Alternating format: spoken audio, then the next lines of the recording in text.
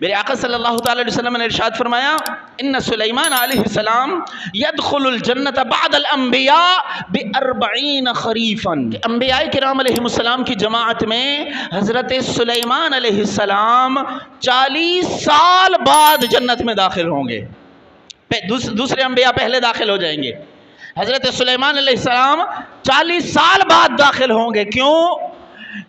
لِمَكَانِ مُلْكِهِ، کیونکہ دنیا میں انہوں نے جو زندگی گزاری ہے وہ بادشاہت والی زندگی گزاری ہے۔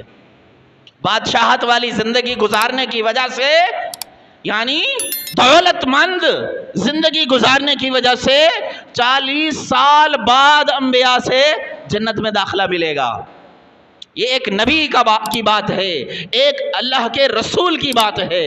آؤ میرے نبی کے صحابہ میں سنو، میرے محبوب صلی اللہ تعالی علیہ وسلم نے ارشاد فرمایا وآخر الصحابۃ دخول الجنہ، کہ جنت میں داخلے کے اعتبار سے میرے صحابہ کرام میں جو آخری صحابی جنت میں داخل ہوں گے نا، وہ ان کا نام کیا ہوگا؟ عبد الرحمن ابن عوف، لمکان غناہ، کیونکہ انہوں نے دنیا میں غنیوں والی، امیروں والی زندگی گزاری ہے۔ صحابہ میں سب سے غنی اور سب سے بڑے مالدار صحابی عبد الرحمن ابن عوف تھے، اس لیے صحابہ کرام میں سب سے آخر میں جنت میں داخل ہوں گے۔